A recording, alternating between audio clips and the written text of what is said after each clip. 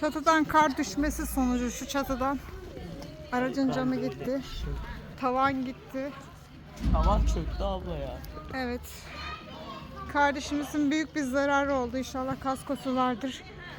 Bütün çocukların dikkat etmesi için bu videoyu atıyorum, haberleri. Sebebi çocuklarımızın başına da gelebilir diye. Çatı altlarında durmasınlar. Kar nedeniyle bugün işe gitmedim. İşe gitmediğim için evdeydim. Yüksek bir ses geldi.